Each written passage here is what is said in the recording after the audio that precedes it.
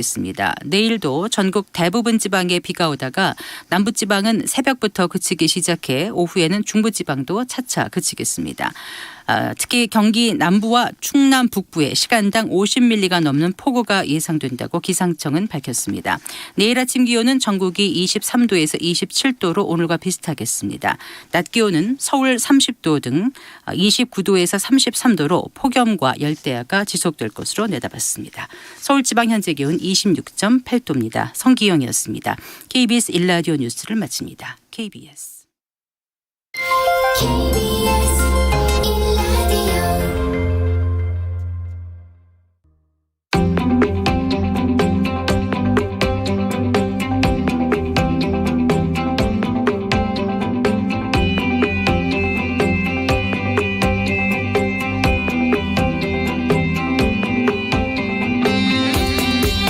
김성환의 시사야.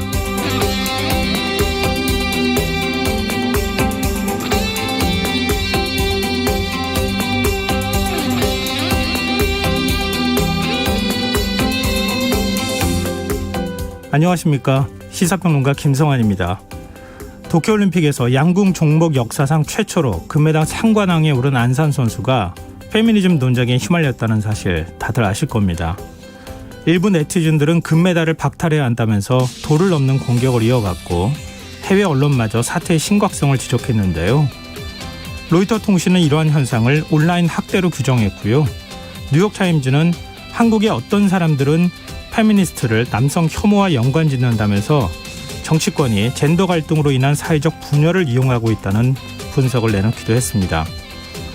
이런 가운데 국민의힘 대변인의 글이 논란이 되고 있습니다. 그는 이번 논의의 핵심은 안 선수가 남혐단으로 지목된 여러 용어를 사용한 것이라고 지적했는데요. 청취자 여러분들은 이런 상황 어떻게 보십니까? 정치권에서는 대선을 앞두고 이념과 지역, 세대와 젠더 문제를 쟁점화시키려는 듯한 경향이 나타나고 있는데요.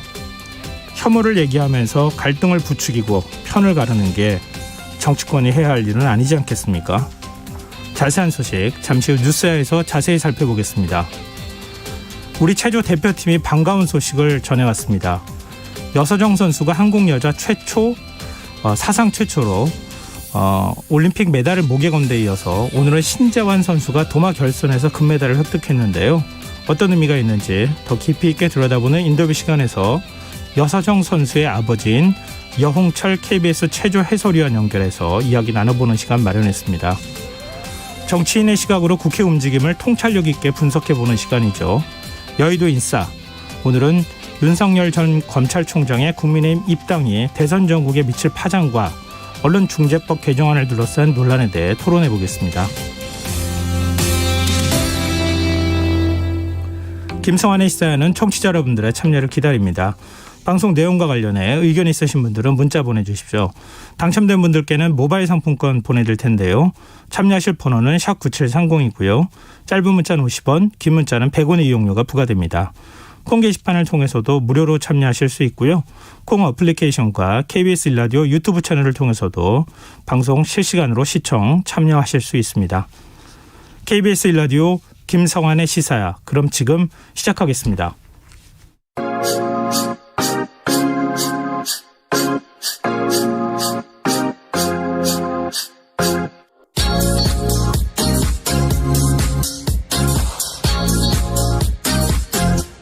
KBS 1라디오 김성환의 시사야.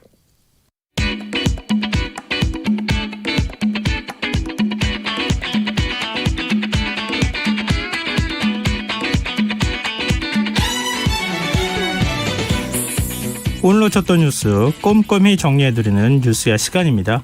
김민하 시사평론가 나와 계십니다. 안녕하세요. 안녕하세요. 네, 요즘 올림픽 경기 볼만하죠?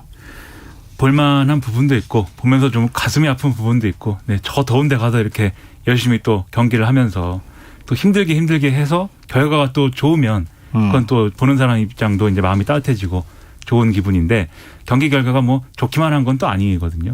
그래서 응원은 하지만 여러모로 좀 안타까운 마음도 있고 그렇습니다. 그렇죠. 사실은 뭐 선수들이 메달 따거나 성적 좋게 나오면은 막 박수치게 되고 환호성 지르게 되고, 아니면 좀 안타까워하고 마음이 이제 공감 같은 게 가잖아요. 그렇죠. 네. 그래서 어제 야구 경기 보고 정말 펄쩍펄쩍 뛰신 분들 굉장히 많을 것 같습니다. 저도 그랬습니다. 9회 말에 그렇게 역전할 줄 아무도 예상 못했는데. 그렇죠. 덜컥하는 가슴을 좀 부여잡은 분들도 있을 것이고. 네. 그에 비하면 이제 축구는 많이 아쉬워하는 분들이 있는 것 같고. 맞아요. 그리고 배구에 감동받은 분들도 이제 많이 있고.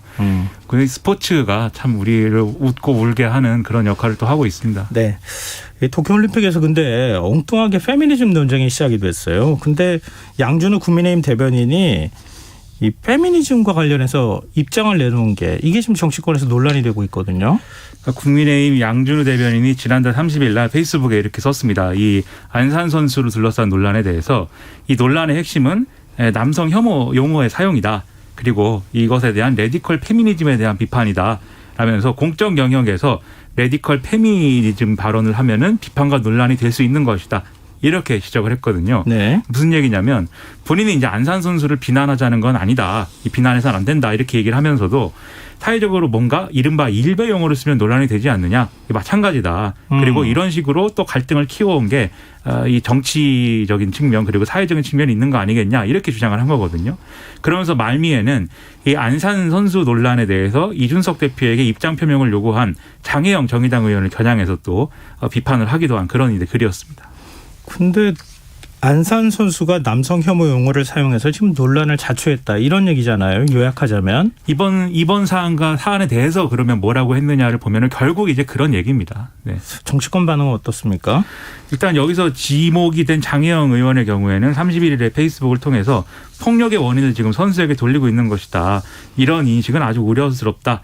메카시즘의 공산주의자 모리와 닮았다. 이렇게 지적을 했는데요. 네. 여기 다시 양준우 대변인이 반박하고 뭐 이러면서 논쟁이 이제 다른 이제 이 정치인들까지 확대가 된 그런 양상입니다. 그래서 예를 들면 백혜련 민주당 최고위원의 경우에 말 같지도 않은 말로 선수를 비방하는 이런 행위에 대해서 적극적으로 나서서 선수를 보호해야 된다. 이렇게 얘기를 하는가 하면 윤희숙 국민의힘 의원의 경우에는 올림픽 정신에 발끝에도 못 미치는 한국 정치가 올림픽 메달리스트를 정치 갈등 소재로 삼고 있는 현실이 개탄스럽다. 이렇게 얘기를 하면서 서로 또 여야가 서로 싸우는 그런 국면으로 되고 있습니다.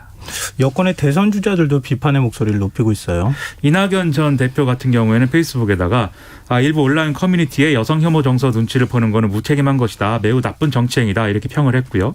이재명 캠프도 논평을 내서 이 안산 선수에 대한 부당한 차별과 혐오를 선수 탓으로 돌리는 모습에 안타까움을 금하기 어렵다라고 썼습니다. 또 정세균 캠프의 장경태 대변인의 경우도 논란을 둘러싼 원인 제공이 안 선수에게 있다는 얘기인데 이건 특정 온라인 게시판의 주장에 동조를 하고 있는 것이다. 이렇게 또 평가를 했습니다. 양준우 대변인이 이준석 대표가 원래 그 당대표 후보로 출마했을 때 대변인을 토론 배틀로 뽑겠다 이렇게 공약을 해서 실제로 그게 토론 배틀로 이루어져서 뽑은 대변인 아닙니까? 그렇죠. 근데 이 대표는 어떤 입장인지 궁금하네요. 이 진중권 전 동양대 교수 등이 이 양준우 대변인 글에 대해서 굉장히 강하게 비판을 하면서 이준석 대표가 시켜서 쓴 거냐 뭐 이런 식으로 좀 책임을 묻는 그런 글을 쓰기도 했는데 여기에 대해서 이준석 대표가 이제 페이스북 댓글로 그렇지 않다. 나는 뭐 귀찮아서 그렇게 시킬 일도 없다라는 취지의 그런 주장을 하기도 했는데요. MBC 라디오 김종배 시선집중과의 인터뷰에서도 이렇게 얘기를 했습니다. 양준우 대변인은 여성 혐오적인 관점에서 이야기한 적이 없다. 만약에 양준우 대변인이 여성 혐오라고 하는 개념을 썼거나 아니면 거기에 대해 부적절한 인식을 갖고 있다면 징계를 했을 것이다. 그런데 그러지 않았다. 이렇게 좀 감싸는 모습을 보였습니다. 글쎄요. 안산 선수의 페미니즘 논쟁을 이런 시각으로 봐야 되는 것인지 뭐 의문을 갖는 분들이 적지 않을 텐데요. 근데 이런 가운데 윤석열 전 검찰총장의 페미니즘 발언이 또 나와서 이게 정치권에서 논쟁이 벌어지고 있어요. 그렇습니다. 윤석열 전 총장이 오늘 국회에서 열린 국민의힘 초선의원 공보모임 이 명불허전 보수다. 여기에 참석을 했습니다. 근데 이게 이제 저출산 문제에 대해서 얘기를 하면서 갑자기 이제 벼랑간에 이런 얘기가 나왔는데요. 이렇게 얘기를 했습니다. 페미니즘도 건강한 페미니즘이어야지 선거에 유리하게 이용하고 또 집권 연장에 유리하게 하는 그렇게 돼서는 안 된다. 이렇게 얘기를 했고 페미니즘이 정치적으로 악용이 돼서 남녀 간의 건전한 교제 같은 것도 정서적으로 막는다는 얘기도 있다. 이렇게 얘기를 한 건데요. 갑자기 뭐 이렇게 얘기를 해서 여러모로 이제 논란이 커지고 있습니다. 정세균 전 총리 같은 경우에 페이스북을 통해서 윤석열 후보야말로 여성 혐오를 조장하고 있다. 실소를 넘어 서글퍼진다. 한나라를 책임지겠다고 나선 사람의 말이라고는 도저히 믿을 수 없는 망언이다. 이렇게 직접적으로 비판을 했고 이재명 캠프 전영기 대변인의 경우에도 서면 논평 내고 언론 노출을 줄이고 차라리 하던 공부를 마무리를 해라. 이 저출생 문제 본질은 미래에 대한 불안인데 근본적 해결책을 내놔야지 오히려 폐악질을 일삼고 있다. 이렇게 비판을 했고요. 정의당의 경우에는 우리는 윤석열이 허락한 페미니즘은 원치 않는다. 이렇게 강하게 또 반박을 하는 그런 입장을 내놓기도 했습니다. 국민의힘이 여성 이슈에 적극적으로 목소리를 내지 않고 있다. 이런 지적에 대해서는 어떻게 보세요? 적극적으로 뭐 목소리를 내지 않고 있다기보다는 아주 부정적인 방향으로 적극적으로 사실은 이용하려고 하는 그런 태도를 이준석 대표부터 시작해서 과거부터 좀 보여온 거 아니냐 이런 의심을 거두기가 어려운 그런 상황인데요. 당대표에 출마했을 때 20대 남성 표심을 자극했다. 뭐 이렇게 또 얘기가 나오기도 하고 그랬었잖아요. 그렇죠. 여성 할당제의 어떤 뭐 부당함 이런 것들을 가지고 자신의 어떤 정치적인 어떤 조직화 자기 지지층의 조직화 이런 논리로 가져갔기 때문에 사실 그 연장선에서 이준석 대표 책임론까지 지금 이어지고 있는 상황이기도 한 거거든요. 그래서 그런 면을 좀 직시를 해야 되는데 그런데 이준석 대표는 별로 이제 그런 진단에 동의를 하지 않는 모양입니다. 그래서 네. 앞서 MBC 라디오의 경우에도 나는 한마디도 안 했는데 제가 20대 남성들의 의견을 대표한다는 듯이 입장을 밝히려고 하는 것은 정치 희화이다라면서 지금 상황은 소위 말하는 여성부부터 여성계까지 다 달려들어서 프레임을 짜고 있는 것이다. 왜 정의당 같은 데까지 뛰어들어서 커뮤니티의 담론을 들고 와서 상대 정당에게 입장을 표명하려고 하냐 이러면서 반발을 하기도 했습니다. 그래서 페미니즘이 건강한 페미니즘이 있고 건강하지 않은 페미니즘이 있는지 이게 또 남녀 간 건전한 교제하고 무슨 관련이 있는지 글쎄요. 하여튼 뭐 여러 가지 의견이 있을 것 같습니다. 다음 뉴스로 넘어가 보겠습니다. 군 통신선 복원으로 남북관계 개선에 대한 뭐 기대감이 높아지고 있는 상황이긴 하잖아요. 근데 김여정 노동당 중앙위원회 부부장이 한미 연합훈련에 대한 언급을 했어요. 1일 오후에 담화를 내놨는데요. 이렇게 주장을 했습니다. 우리 정부와 군대, 여기서 우리 정부는 이제 북한인 거겠죠. 우리 정부와 군대는 남한 측이 8월에 또다시 적대적인 전쟁 연습을 벌이는가 아니면 큰 용단을 내리겠는가 여기에 대해 예의주시할 것이다. 희망이냐 절망이냐의 선택은 우리가 하지 않는다. 이렇게 주장을 했는데요.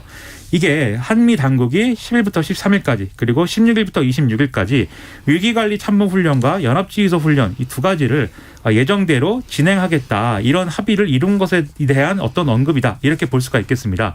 그러니까 최근에 자신들이 통신 연락선을 복원을 했기 때문에 이런 부분에 대해서 한미 군사훈련을 예를 들면 유예하거나 연기하거나 뭐 이런 것으로 좀 고려를 해달라는 요구가 아닌가 이렇게 해석이 되고 있습니다. 네, 김여정 부부장의 이 담화가 노동신문하고 그러니까 일종의 북한 주민들이 보는 매체죠. 조선중앙방송에 공개되지 않았다고 하는데 우리 정부는 어떤 입장입니까? 일단 이 방금 말씀하신 이제 노동신문, 조선중앙방송 여기에 공개되지 않은 부분에 대해서는 북한이 과거에 뭐 대외 관계나 이런 입장에 대해서 대내 매체를 통해서 보도하는 경우도 있고 그렇지 않은 경우도 있었기 때문에 이것을 이 김여정 부부장의 담화를 대내 매체에 공개하지 않은 것에 주목해서 논평하는 것은 적절하지 않다고 본다. 이렇게 입장 표명을 하고 있는데요. 네. 이 한미 연합훈련 뭐 연기나 유예 뭐 여기에 관련돼서는 청와대나 국방부의 경우에는 예정대로 가는 수밖에 없다. 변경하기가 어렵다. 이런 얘기를 하고 있고 통일부의 경우에는 그래도 어떤 한미연합훈련이 이런 관계 악화의 어떤 계기가 되어서는 안 된다라는 원론적인 얘기를 지금 하고 있는 상황입니다.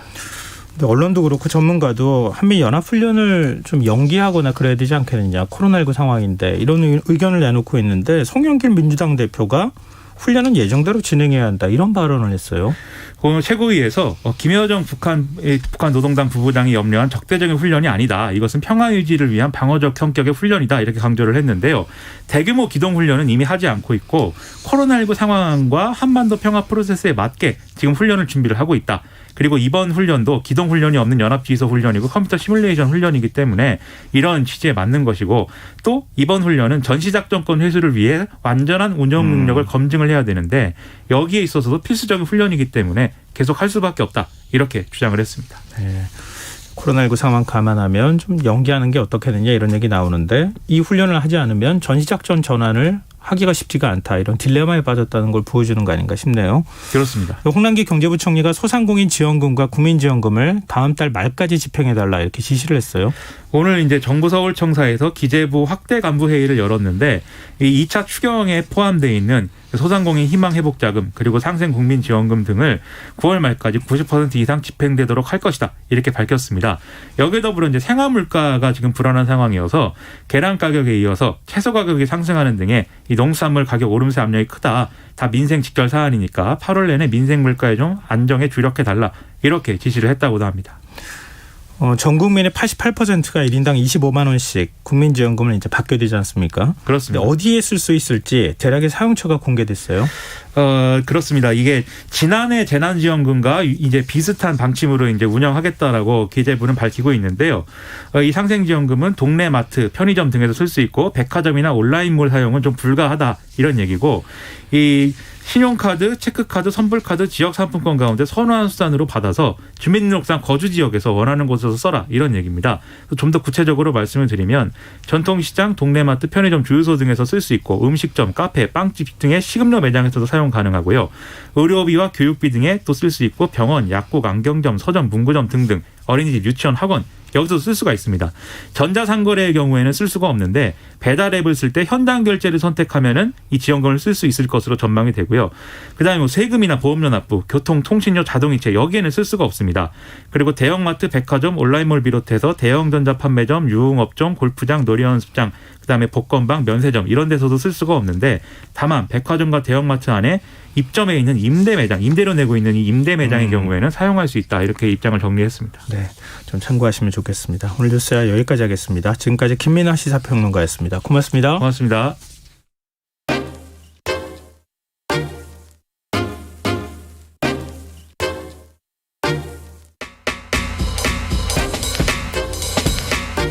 바쁜 당신이 알아야 할 모든 것 여기에 있습니다.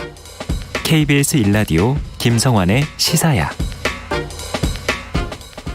도쿄올림픽에서 여서정 선수가 한국 여자 체조 사상 최초로 올림픽 메달을 목에 걸었습니다. 아틀랜타 올림픽 은메달리스트인 아버지 여홍철에 이어서 딸인 여서정 선수가 동메달을 따면서 국내 최초의 부녀 올림픽 메달리스트가 탄생했는데요. 또 그런가 하면 오늘 신재환 선수는 도마 결선에서 완벽한 연기를 선보이며 금메달을 하나 또 추가했습니다.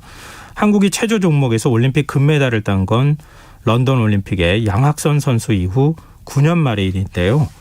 이 여서정 선수의 아버지이신 여홍철 KBS 체조 해설위원 연결해서 조금 더 자세한 얘기 나눠보겠습니다. 위원님 안녕하십니까? 네, 안녕하세요. 네. 네, 반갑습니다. 반갑습니다. 더 반가운데요. 올림픽 기간 중에 이렇게 전화 연결을 저희하고 하니까. 네.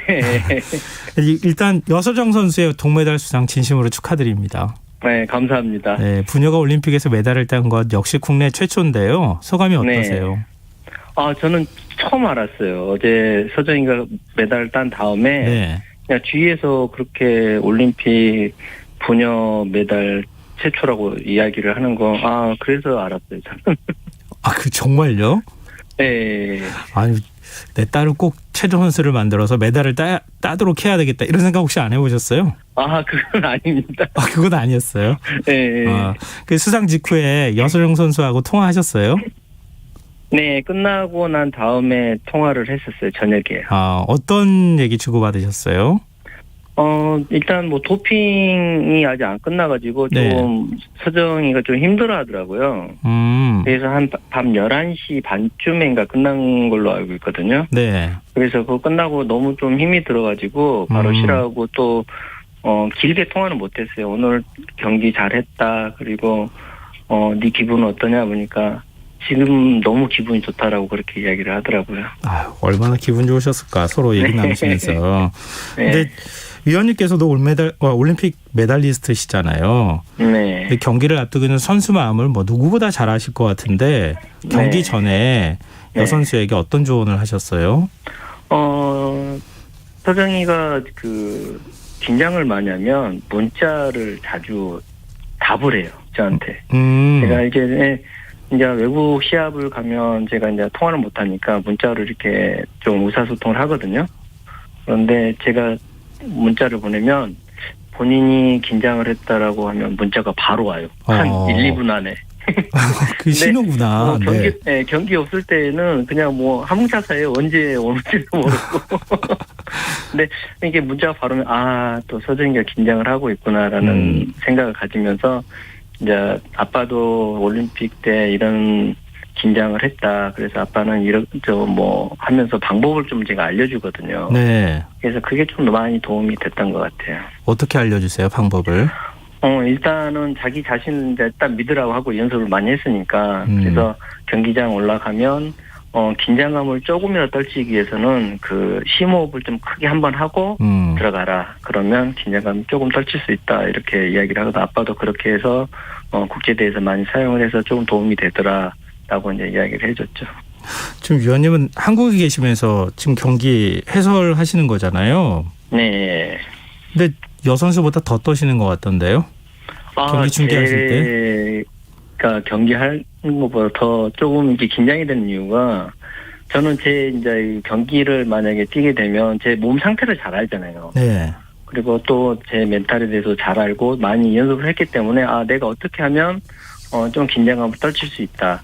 내 경기를 어떻게 하면 잘할 수 있다. 이걸 제가 잘 알고 있잖아요. 제 몸이니까. 네네. 근데 여성 선수 같은 경우는 제가 잘 모르잖아요. 어떤 생각을 가지고 있는지 몸이 어떤 상태인지 모르기 때문에 뭐 긴장이 더 되는 거예요. 네. 조금 속마음은 내가 뛰는 게 더 훨씬 더 긴장감을 덜하겠다. 그렇게 생각해요. 여서정 선수는 어떤 계기로 처음 체조를 시작했어요? 6살 때인가 7살 때 이제 본인이 좀 체조 선수가 되고 싶다고, 체조 선수 언니처럼 되고 싶다고 이렇게 이야기를 하더라고요. 근데 네. 그 당시에는 엄마가 또 국가대표 여자팀 코치였고요. 그다음에 저 같은 경우는 또 체육관에서 심판위원으로서 이제 경기장을 자주 가다 보니까 둘째 지금 서정이를 자주 데리고 갔거든요. 네. 그래서 이제 또 체조 경기하는 언니들을 또 보고 이렇게 자주 보다 보니까 어느 날 갑자기 서정이가 그렇게 이야기하더라고요. 아빠, 나도 체조 언니들처럼 운동해서 체조 선수가 되고 싶다고 이야기를 하더라고요. 그래서 저는 이제 어린 나이니까 네. 이제 체육관에 자주 뭐 데리고 가고 체육관에서 놀으니까 그럴 수 있겠구나. 그냥 한쪽 귀도 한쪽 귀 흘렀거든요. 네. 그리고 또 한 몇 달 지나고 또 한 1년 지나 또 그 이야기를 똑같이 하더라고요. 그래서 처음에는 반대를 했었어요. 고생하는 거 아니까. 네, 제가 왜냐면 체조 선수, 특히 여자 선수 같은 경우는 운동에 대한 스트레스도 받지만 먹는 거에 대한 스트레스도 엄청 많이 받거든요. 왜냐면 먹지를 못하니까요. 네네. 또 엄마도 그리고 그렇게 또 엄마도 운동선수로 그렇게 해왔기 때문에 그래서 좀 반대를 많이 좀 했었어요. 근데 본인이 또 이제 초등학교 와서 진짜 선수가 되고 싶다라고 이야기를 해서 그래서 초등학교 2학년 때 이제 본격적으로 운동을 시키게 했는데 지금 와서 생각하면 운동 시킬 경우 그렇게 생각을 했으면 좀 더 빨리 시킬 걸 하는 그 이제 아쉬움이 좀 남아있죠. 11년 전 KBS 방송에 출연했을 때 딸이 2025 올림픽에서 메달 땄으면 좋겠다고 하셨는데 네. 진짜 예언이 딱 적중했어요. 정말. 이제 네. 서정이 나이 때 딱 그때가 제일 어떻게 보면 제일 기량이 올라올 때 나이라고 좀 생각을 했었거든요. 네네. 근데 이제 그때보다는 지금 이제 선수 연령대가 선수 전체적으로 전 세계가 연령대가 많이 올라갔어요. 네, 그래서 지금 서정이가 지금 우리나라 나이로 20살이니까 뭐 네. 다음 올림픽까지 3년 남았으니까 충분히 가능하다고 보여집니다. 네, 꼭 다시 또 금메달 땄으면 좋겠습니다. 저도 그런 마음을 가지고 있습니다. 네, 그리고 또 하나의 또 기쁜 소식이 전해졌는데요. 네. 신재환 선수가 양학선 선수 이후에 9년 네. 만에 도마 종목에서 금메달을 또 목에 걸었습니다. 네. 솔직히 양학 선수도 결승전에 들어갈 수 있는 기량을 충분히 가지고 있는 선수인데도 불구하고 조금 예선전에 실수를 했거든요. 네. 실수를 크게 해서도 지금 AB 선수가 1번이었거든요. 근데 너무 더 안타까운 거죠. 그렇게 만약 운동방어만 안 쳤다면 충분히 결승전에는 출전할 수 있는 선수라고 생각을 했었는데 너무 안타깝다는 생각이 들고요. 네. 그래도 양학선 선수를 조금 결승전에 못 들어갔지만 그래도 신재환 선수가 솔직히 우여곡절 끝에 솔직히 올림픽 출전권을 땄었거든요. 네. 그러니까 대표 선발전에서는 탈락이 됐지만 또 자기 도마의 주특기를 좀 살려서 세계에서 열리는 그 월드컵 대회가 있어요. 그 대회 출전해서 좋은 성적을 거두면 상위 랭킹 1등만 올림픽에 출전할 수 있는 자격이 주어지거든요. 네. 그래서 그렇게 개인적으로 세계 월드컵 돌아다니면서 했던 게, 예, 그래서 조금, 우여곡절 끝에 올림픽 출전하면서도 첫 올림픽에서 금메달 따는 게, 저도 너무 좀 기쁘더라고요. 그럼 대표팀에 뽑기 선발이 안 됐는데 본인이 정말 국제대회 가가지고 열심히 해가지고 거기서 출전권을 얻어서 지금 이번에 출전을 한 거네요. 네, 랭킹을 올려서. 네. 정말 대단하네요. 네. 이 명실상부하게 한국 체조는 이제 도마 강국이라고 봐도 되겠죠? 네, 그죠. 88년도 그 당시 박정훈 선수 때부터 이렇게 첫 올림픽 메달을 따면서 그 계보가 계속 지금까지 이어질 것 같아요. 그러니까요. 네. 그럼 앞으로 계속 기대를 해도 되는 거죠? 도마 종목에? 신지한 선수는 아직 우리나라 나이로 23살밖에 안 되기 때문에 프랑스 24 프랑스 올림픽도 충분히 뛸 수 있는 가능성이 있고요. 네. 본인이 이제 몸 관리 어떻게 따라 틀리겠지만 또 여서정 선수도 만약에 올림픽을 더 출전할 수 있다라고 좀 보여지고 또 마음이 또 이게 프랑스 올림픽에 가 있으면 그래서 저는 충분히 가능하다라고 보여집니다. 다음번 올림픽에 여서정 선수하고 신지환 선수 우리나라 국가대표 선수가 나란히 도마 종목에서 금메달 따는 모습 봤으면 좋겠습니다. 네, 저도 좀 그렇게 좋겠습니다. 네. 그래서 이번 또 도쿄올림픽 때도 가장 체조 선수 출전해서 가장 좋은 성적을 또 거뒀거든요. 금메달 하나, 동메달 하나 해서 이렇게. 이게 우리나라가 이제 체조 강국으로 조금씩 더 발돋움해 나가는 과정이 아닐까 그런 생각이 듭니다. 그리고 여서정 선수 메달 딴 거 다시 한번 축하드립니다. 오늘 인터뷰 감사합니다. 네. 오늘 인터뷰 감사합니다. 네, 감사합니다. 네, 지금까지 여서정 선수의 아버지이신 여홍철 KBS 체조 해설위원이었습니다.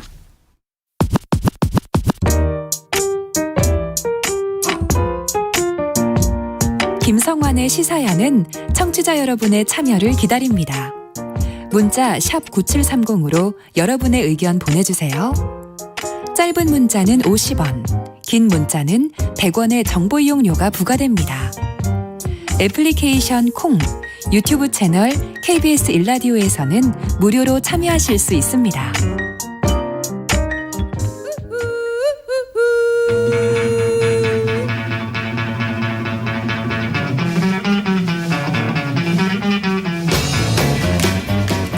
정치인의 눈으로 여의도 국회의 움직임을 통찰력 있게 꿰뚫어보는 시간입니다. 여의도 인사이트, 줄여서 여의도 인싸인데요.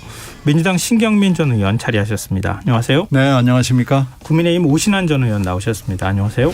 네, 안녕하세요. 네, 윤석열 전 검찰총장 국민의힘 입당 얘기부터 좀 해봤으면 좋겠어요. 많은 국민들이 관심을 가지셨고 이 정격이라고 해야 됩니까? 깜짝이라고 해야 됩니까? 갑자기 정격이든 깜짝이든 하여튼 입당을 하긴 했습니다. 예, 갑작스럽게 했죠. 근데 그 입당 과정이 좀 매끄럽지 않았다. 이준석 당대표가 없는 사실 당사를 비운 사이에 입당식을 해버린 거잖아요. 맞습니다. 그렇기 때문에 오늘 이제 국민의힘 당 지도부하고 상견례하고 의원들 의원실 일일이 다 찾아다녔다 이런 얘기까지 나오는데 조금 어색하다. 이 대선 국면에서 좀 이런 분위기가 또 연출되는 거 아니냐. 이제 이런 우려 섞인 시선도 있는 게 사실인 것 같습니다. 네. 어떻게 보시는지요? 일단 이준석 대표가 굉장히 불편한 심경을 토로했고 또 김기현 원내대표도 굉장히 어색한 장면이다 이렇게 얘기를 했는데요. 당대표 원내대표가 한 분은 여수 지방 일정이 있었고 또 원내대표는 휴가 일정인데 그것을 난 몰랐다라고 하면서 전격적으로 입당하는 모습이 사실 좀 의외였고요. 예, 그게 윤석열 전 총장의 스타일을 보여주는 건지 나는 내가 하고 싶은 대로 한다. 하지만 당내에서는 윤석열 전 총장을 환영하는 분들도 있지만 입당하는 거에 환영을 하죠. 하지만 저런 행태나 예를 들어서 새몰이를 하거나 또 구태스러운 어떤 지난번에 한 40명의 국회의원들이 맞아요. 예, 빨리 당으로 입당하라고 성명서 낸거나 또 한 70여 명의 원외위원장들 또 줄 세우기 한 거 이런 것들은 제가 봐서는 썩 좋은 모습은 아니다. 예, 이렇게 생각을 하고 있거든요. 어쨌든 앞으로 윤석열 총장이 이제 당에 들어왔으니 당의 어떤 모습으로 당내에서의 어떤 지지세를 확보해 나가면서 확장해 나갈 것인지 이것들에 대해서 깊이 있는 고민이 좀 필요할 거라고 생각하고요. 우리가 흔히 말하는 당내의 과거의 구태 정치 같은 모습들을 보이지 않았으면 좋겠다. 그리고 특히 이제 전격적으로 입당하면서 본인이 생각하는 중도에서의 압도적인 승리 를 끌어안아야 되는 부분들이 여전히 이제 남아 있는 거잖아요. 네. 그 부분이 자기가 해야 될 몫이라면 어떤 스탠스로 어떤 메시지를 전달하고 어떤 비전들을 제시해야 될지를 고민할 필요가 있다. 저는 이렇게 생각합니다.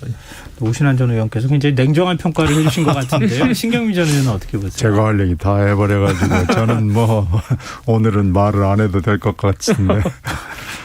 하여튼 뭐 기습, 깜짝, 전격, 벼락 뭐 이거 온갖 말을 동원해도 뭐 부족할 만큼 굉장히 중요한 결정을 아주 뭐 바로 해버렸어요. 네. 그 윤 스타일이라고 볼 수 있죠. 아마도 이렇게 계속 갈게 될 것 같고 그 지지도 그러니까 여론조사에서의 지지도가 뭐 독보적으로 지금 혼자 잘 나오기 때문에 네. 야당의 야당의 경우에는 어쩔 수 없이 이 윤의 스타일에 편승을 하고 적응을 할 수밖에 없지 않냐 이렇게 생각이 됩니다.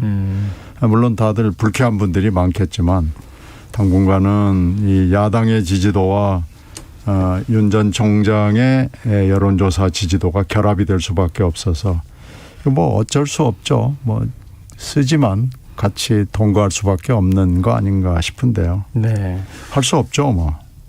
스타일을 받아들여야죠. 뭐 스타일 얘기를 뭐 장시간에 저희가 뭐 하기는 좀 그럴 것 같고요. 아마 많은 분들이 그 깜짝 입당의 뒷 배경에 대해서는 아마 얘기 듣지 않았을까 그런 생각이 들어요. 방금 전에 말씀하셨던 것처럼 윤석열이라고 하는 인재 정치인이라고 불러도 될 것 같은데. 네. 좀 스타일인 것 같다. 시원시원하면서도 한편으로는 좀 즉흥적인 그런 게 좀 드러난 거 아닌가 이런 이제 얘기도 나오는 것 같은데요. 그 뭐 여기서 줄이고 윤 전 총장의 입당 효과 어느 정도 나타날 것인가 이게 굉장히 큰 관심사거든요. 근데 한국사회 여론연구소가 TBS 의뢰로 지난 30일부터 31일 동안 이틀 동안 전국 만 18세 이상 1,013명을 대상으로 차기 대선 후보 적합도를 물었어요. 네, 윤 전 총장은 32.3%로 전주보다 5.4%포인트 올랐고요. 이재명 경기지사가 27.4%, 이낙연 전 민주당 대표가 16%, 이 지사는 지난주보다 1.4%포인트 올랐고 이 전 대표는 2.2%포인트 하락했습니다. 자세한 내용은 중앙선거 여론조사 심의위원회 홈페이지 참조하시면 되는데요. 일단 이 여론조사 결과 오늘 뭐 한 3개 정도 나왔다고는 하는데 여론조사 결과 추이 이게 윤 전 총장의 입당 효과 어느 정도로 판단을 하시는지 오전 의원께서 먼저 얘기를 좀 해주시면 어떨까요? 뭐 당연히 컨벤션 효과가 있었다라고 보여지고요. 네. 특히 국민의힘의 지지자들이 확실히 거기에 반응을 하고 일부 상승 효과가 분명히 있었고요. 네. 다만 윤천종 총장이 지난 6월 29일 날 출마 선언과 동시에 사실은 지지율이 좀 빠지는 경향이 있었거든요. 네. 그거 또 여러 가지 의혹들 그런 것들에 대해서 적절하게 대응하지 못하고 제3지대에 있다가 이게 뭐 사실은 제가 늘 주장했지만 하루빨리 당에 들어와는 것이 오히려 이 국면을 돌파해낼 수 있다라고 했는데 이제 그것을 이제 당에 전격적으로 입당하고 저는 그 과정에 여러 가지 컨벤션 효과로 인해서 당의 지지율도 일부 좀 반응을 했던 것 같고요. 그래서 이 기간이 어느 정도 갈지 그건 좀 이제 추이를 지켜볼 필요가 있는데 아까 말씀하신 대로 윤석열 전 총장의 스타일이 굉장히 호탕하고 뭐 본인이 뭐 거침없이 얘기하는 부분들이 있지만 대선에서의 메시지 관리는 굉장히 중요한 부분들이 있거든요. 그런데 그렇죠. 지금 여러 번 그런 것들이 누적되면서 실수가 지금 계속 나오고 또 더군다나 이제 미천에 대한 부분들까지 거론이 되고 있기 때문에 저는 그 메시지 관리는 분명히 필요하다. 그리고 이 아직까지는 정치 신인이라고 볼 수밖에 없거든요. 그러니까 조금 이렇게 짚어가면서 돌다리도 짚어가면서 가라고 조금은 너무 과신하다 보면 이게 한순간에 나중에 좀 위기를 맞이할 수도 있기 때문에 네. 그런 부분들은 주변에 이제 조력해주는 분들한테 많이들 좀 이렇게 의논하고 본인이 얘기한 대로 자기가 이제 앞으로는 그냥 배우 연기자가 되겠다. 예, 그런 말처럼 그렇게 하는 것이 저는 당분간은 좀 볼 필요가 있다. 그리고 정당의 구조도 사실은 잘 모르시잖아요. 네. 바깥에 있었으니까 보던 것과 또 다를 수가 있거든요. 그래서 그런 것들도 좀 신중할 필요가 있지 않을까 저는 그렇게 생각합니다. 네. 신경민 전 의원은 어떻게 보세요? 일단 국민의힘 지지자들이 뭐 많이 몰려온 것은 그 눈에 띌 정도로 보이고요. 네. 백화 사건이 있었고 양정검사 어머니 취재 사건이 있었고 네. 마이너스인지 플러스인지 조금 약간 가늠하기 어려운 사건들은 있었죠. 그래서 이런 것들이 같이 플러스 마이너스로 반영이 되지 않았나 생각이 됩니다. 근데 문제는 이제 앞으로가 문제죠. 이런 스타일로 과연 정당 정치에 적응할 수 있을지. 올라가는 건 지지도 올라가는 건 굉장히 천천히 가지만 내려가는 건 또 순식간에 내려가는데 이제 이걸 유지할 수 있느냐 또 계속 올릴 수 있느냐라는 건 숙제로 판단이 됩니다. 더군다나 지금 윤 전 총장이 이렇게 하는 걸 보면 비전을 얘기하기 전에 기본 실력이 안 되는 사례들이 너무 많아요.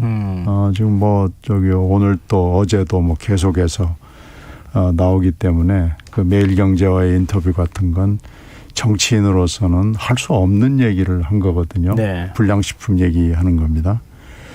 그래서 기본 실력이 좀 안 돼 있구나 하는 게 지금 여러 번 점검이 되고 그게 노출이 됐어요. 그래서 이건 비전 얘기하기 전에 일단 쪽집게 과외를 받아서라도 기초 실력을 쌓아야 되겠다. 이런 지금 평가를 받고 있기 때문에 언제든지 실수할 수 있다는 얘기죠. 이건 조심해야 될 겁니다. 근데 지금 이제 그 신경민 전 의원께서 말씀하셨지만 또 앞서 오 전 의원께서도 미천이라는 표현 사용하셨어요. 이게 지금 매일경제 인터뷰 한지 꽤 됐지만 지금 인터뷰 전문이 영상이 공개가 되면서 지금 논란이 되고 있잖아요. 네. 미생 기준을 높이면 그러면 가격이 올라가고 그러면 예를 들면 햄버거면은 햄버거를 사 먹을 수 없는 사람들이 있다. 그러니까 좀 그 기준을 맞추지 못하더라도 저렴하게 사 먹을 수 있도록 해줘야 된다. 밀턴 프리드먼 얘기하면서 네. 그 얘기를 언급했어요. 그리고 오늘은 또 페미니즘에 대해서 건강이라고 했나요? 페미니즘 얘기하고 그리고 그게 남녀간의 교제 문제로까지 연결되는 발언을 했는데 어떻게 보세요, 그 발언은? 그러니까 저도 이제 그 풀타임으로 전체 맥락을 보면 말하고자 하는 요지는 분명히 있습니다. 그러니까는 이게 과잉하게 공권력을 사용하게 되면 그것은 문제가 있다라는 취지의 사례를 들은 과정에서 그 좀 적절치 않은 더군다나 인식도 제가 봐서는 조금 리스크한 부분들이 분명히 있거든요. 네. 오히려 이제 그렇게 정말 어렵고 국가가 그 책무를 다해야 되는 그런 분들에게는 오히려 제대로 된 음식을 먹게끔 해주는 것이 국가의 책무인 인식이 맞죠, 오히려. 근데 이제 그것을 오히려 부정식품이라고 했는데 그런 음식을 먹게끔 오히려 그 기준을 좀 그냥 어떻게 보면은 불법적인 거죠. 그런 것들을 용인해야 된다라고 하는 인식 자체가 평생 법조인으로서 검사의 생활을 해왔는데 조금은 이해하기가 좀 어려운 측면들이 분명히 있습니다. 다만 아까 말씀드린 대로 본인이 말하고자 하는 본질은 분명히 다른 데 있는데 그것을 예를 들면서 자꾸 엇나가는 부분들이 있거든요. 그래서 네. 아까 조금은 신중하게 또 깊이 있게 고민하고 또 준비가 된 부분들을 좀 언급하는 것이 좋겠다라고 제가 조언을 드린 건데 근데 아무래도 그렇게 쉽게 지금의 이제 1위를 독주하고 있는 그 여론이 쉽게 빠질 것 같지는 않아요. 상당히 좀 기간이 가고 또 저희가 이제 본격적으로는 이제 8월 말에 후보 등록하고 9월 달부터 이제 경선이 시작되는데 그렇게 해서 후보 간에 서로 비교하고 뭔가 검증하는 과정들이 당내 검증 과정들이 더 치열하게 이제 돌입하는 순간 네. 또 그런 부분들이 좀 출렁거릴 수 있는 여지는 분명히 있지만 현재로 봐서는 그렇게 쉽게 빠질 것 같지는 않은 상당히 오랜 기간 동안 버텨왔잖아요. 네, 그렇죠. 그래서 이제 그런 측면이 있다 이렇게 봅니다. 근데 지금 민주당에서는 주자 대선 후보들 간에 서로 간에 사실 네거티브 경쟁 막 하고 서로 뭐 공방도 격화되고 그랬었잖아요. 근데 국민의힘은 이제 시작이라고 볼 수 있을 것 같거든요. 근데 지금 당대표 산하에 검증위원회를 설치한다고 하더라고요. 2007년 한나라당 대선 때 그때도 검증위원회를 설치해서 후보들 미리 검증했기 때문에 결국 우리가 대선에서 승리할 수 있었다. 이런 어떤 논법이 작동하고 있는 거 아니냐 이런 얘기까지 나오는데요. 검증위원회에서 검증하기 시작하고 후보들 간에 경쟁이 더 치열해지면서 상호 검증을 하기 시작하면 윤 전 총장 지지율도 사실 장담하기 어려운 거 아닌가요? 그렇습니다. 이제 검증위원회의 당대표 직속의 검증단은 뭐 어느 후보에 대한 뭐 유불리를 떠나서 당이 오히려 이제 상대는 어쨌든 지금 민주당인 거잖아요. 민주당의 공격도 사전에 우리가 준비를 해야 될 필요가 있고 그런 것들을 좀 사전 준비 작업의 일환으로 검증위원회를 구성하는 건데 이게 당내 경선이 치열하면 치열할수록 물론 상처는 남지만 저는 본선 경쟁력은 충분히 있다. 왜냐하면 이게 나중에는 다 오픈돼서 오히려 그렇죠. 거기서 더 네. 리스크가 큰 측면이 있거든요. 그래서 저는 민주당의 지금 경선을 봐도 뭐 내부에서의 어떤 나름의 상처는 남겠지만 그래도 그 치열함 속에서 새로운 반전들을 만들어내고 또 국민들의 어떤 기대감이나 이런 것들도 더 끌어올릴 수가 있는 측면이 있어서 이 국민의힘 그런 컨벤션 효과가 지금 분명히 있다고 보거든요. 네. 그래서 국민의힘도 9월 달에 경선에 돌입하게 되면 저는 뭐 정책이나 비전이나 이런 것도 개인의 어떤 도덕성 문제 뭐 주변 인물들은 좀 떠나서라도 개인의 문제나 자질의 역량 부분들은 분명히 필요하다. 저는 검증은 분명히 필요하다 이렇게 생각합니다. 민주당에서는 진짜 한참 검증 과정을 밟고 있는 중이라고 또 해석할 수 있잖아요. 그렇죠. 민주당도 검증위원회 구성하거나 지금 윤 전 총장이 또 입당함으로 인해서 민주당 입장에서는 뭐 송영길 대표는 변수 하나가 사라진 것이다 이런 표현을 사용하게 됐는데요.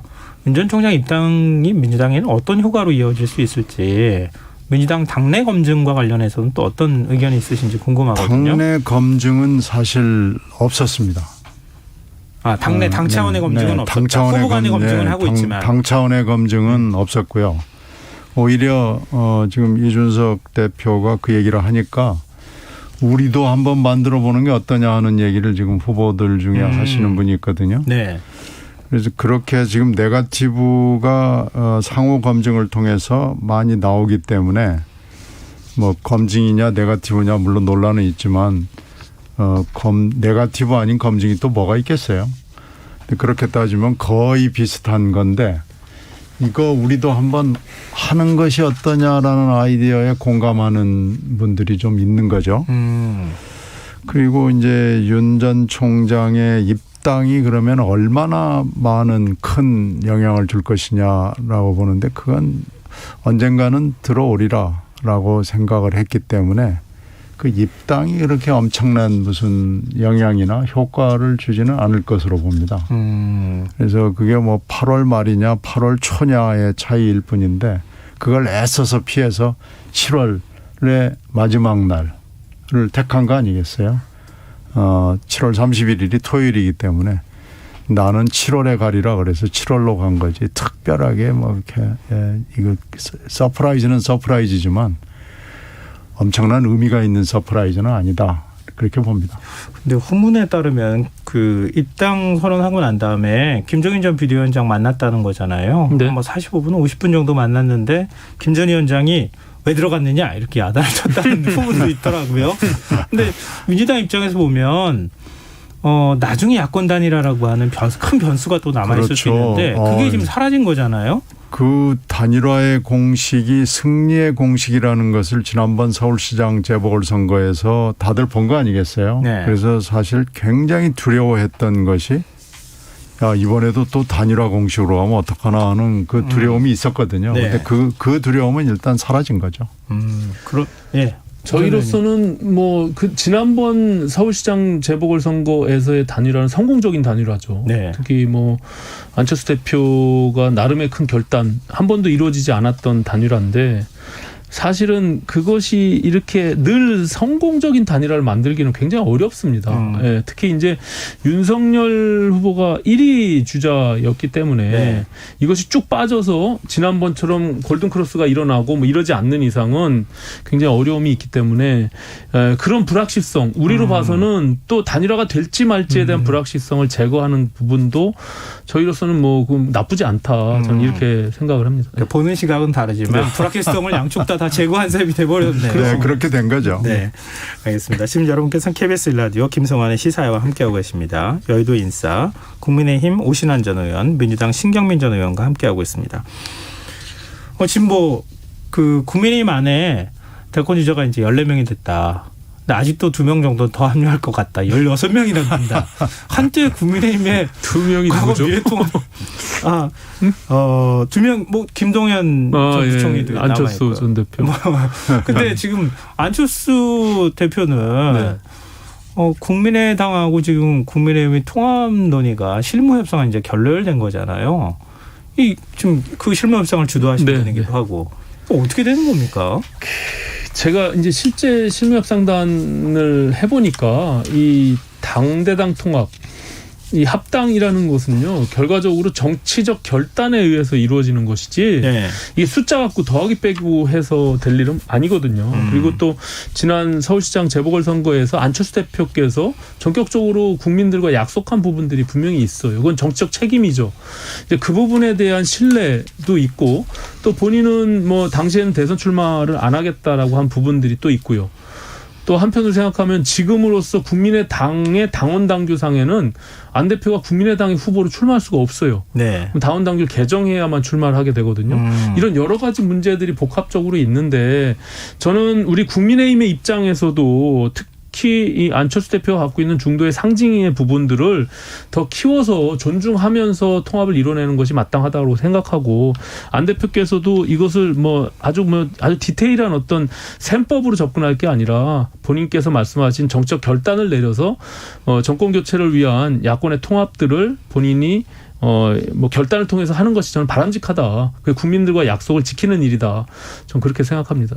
그러면 8말 9초 버스 출발한다는데 그때까지 이루어질 수 있을까요?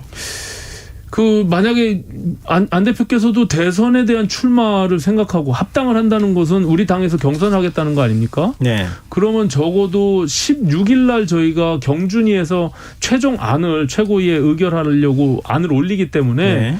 그 이전에는 저희가 당에 들어와야 저는 충분한 시간들을 가지고 또 경선에 돌입할 수 있다라고 보여지거든요. 네. 그렇기 때문에 시간은 많지 않지만 이미 그것이 시간을 끌어서 될 문제는 아니기 때문에 당내 구성원들과의 합의를 통해서 정책 결단을 내리는 것이 좀 바람직하다 이렇게 생각합니다. 아직도 여전히 남아있다 네. 이런 말씀이시군요. 신 전 의원께서 혹시 이 부분에 대해서 하실 말씀 있으시면. 저희는 열심히 보고 있습니다. 네, 알겠습니다. 자, 그럼 다음 주제로 가보겠습니다. 지금 국회에서 한창 뜨거운 논란이 되고 있는 이슈 중에 하나인데요.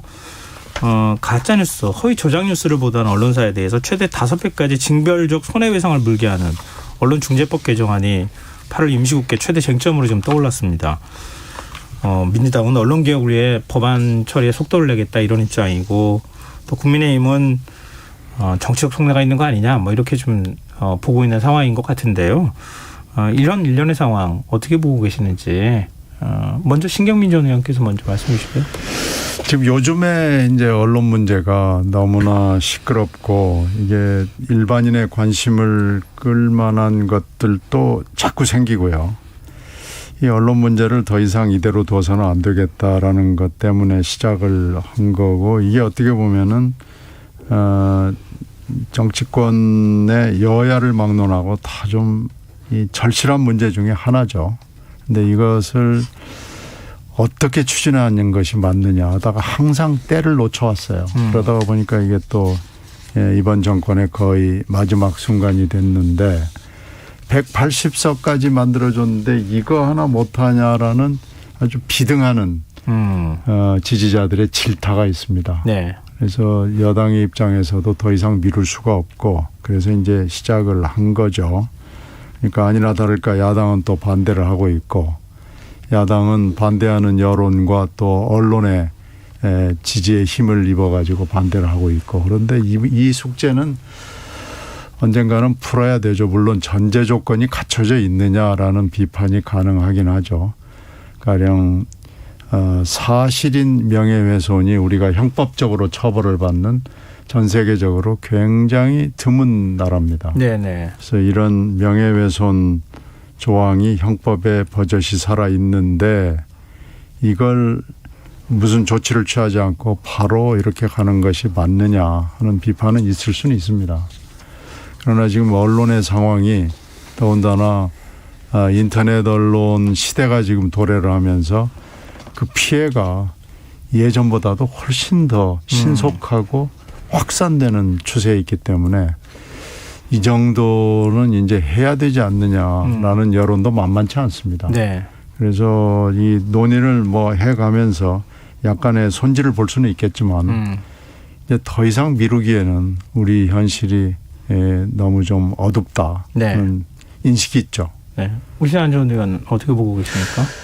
뭐 굉장히 이제 신중하게 신 의원님 말씀하셨는데 기본적으로 지금 뭐 여러 창궐하고 있는 가짜 뉴스에 대한 우려는 분명히 있다라고 네. 생각합니다. 그걸 부정하는 건 아닌데 저는 그거보다 더 우위에 있는 가치는 우리가 헌법 가치이고 결국에는 언론의 자유나 사상의 자유 이런 부분들을 자칫 잘못하면 오히려 억압하고 위축할 수 있는 여지가 분명히 있거든요. 네. 그래서 이것은 반헌법적 과잉입법 으로 비춰질 가능성이 있고요. 특히 모든 언론 단체나 특히 이 뭐 역사와 전통을 자랑하는 관훈 클럽에서조차도 이 부분에 대해서 반대 입장을 분명히 밝히고 있고요. 그래서 뭐 진보적인 언론 단체도 마찬가지입니다. 그래서 이거는 어찌 보면은 역사가 과거 거꾸로 가는 이런 측면이 있기 때문에 특히 지금 신 의원님이 지적한 형법상 명예훼손이라고 하는 독특한 우리나라의 제도가 있거든요. 네네. 이거는 다른 나라의 경우는 민사상의 어떤 서로 소송의 문제로 이것을 치유하는데 우리는 그것을 형사법으로 접근하고 있기 때문에 네. 얼마든지 이 부분에 대해서 문제 제기를 할 수가 있어요. 이미 여지는. 그리고 네. 특히 뭐 한편으로 보면 지금 윤석열 후보에 대한 검증을 하고 있는 뭐 열린공감 TV 같은 경우가 윤석열 총장 측의 캠프에서 지금 고발했잖아요. 10명을. 네. 그게 다 명예훼손죄로 고발을 한 거거든요. 정보통신망법에 의한. 그래서 이제 충분히 그런 것들에 대해서 얼마든지 제재하고 또 균형을 가질 수 있도록 하는 작동의 그 방식이 있음에도 불구하고 지금 언론중재법 통해 가지고 오히려 과도하게 언론을 위축하고 진실을 보도하고 탐사해야 되는 이런 어떤 기자들을 억누를 수 있는 측면들이 분명히 있기 때문에 굉장히 좀 신중할 필요가 있고요. 이거는 제가 이렇게 특히 지금 180석 됐다고 해서 네. 한쪽으로 일방적으로 몰아붙이는 이런 또 행태를 보이게 되면 굉장히 큰 역풍이 불 수 있다. 이건 정권 말에 언론을 길들이기 하고 입막음 하려고 하는 측면이 분명히 반대급부가 있기 때문에 저는 여당도 굉장히 좀 조심스럽게 접근할 필요가 있지 않나 이렇게 생각합니다. 근데 지금 이제 대선 국면에 사실상 접어들었다고 해도 과언이 네. 아닌데 서로 이제 해석하는 게 갈리고 있는 거 아닙니까? 이게 충돌할 수 있는 국회 차원의 굉장히 큰 이슈가 될 가능성이 있지 않을까요? 이번 가을의 최대 이슈 중에 하나고요. 가을도 가기 전에 지금 여름인데도 시끄럽습니다. 이 문제는 지금 현재도 시끄럽고 하여튼 올해 내내 시끄러울 문제 중에 하나고요. 하여튼 이상하게 이 언론의 문제를 그러니까 꼭 정권의 그 거의 마지막 단계에서 지금 문제가 되는 경우가 지금 여러 번 있는 거예요. 그러나 이게 지금 이렇게 하면 항상 언론들이 반대를 하고 저도 언론에서 평생을 지내온 사람이긴 한데 미루다가 여기까지 왔어요. 근데 이제 더 이상 놔둬서는 이 문제를 그냥 방치해서는 안 되는 수준에 왔다라고 지금 보는 거죠. 네.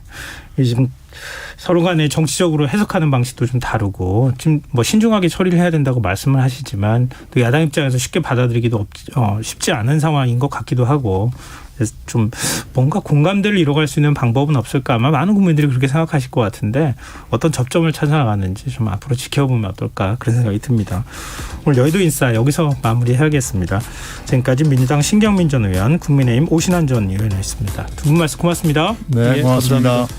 KBS 라디오 김성환의 시사야 1부 순서는 여기서 마무리하겠습니다. 전 11시 정각 2부에 다시 오겠습니다.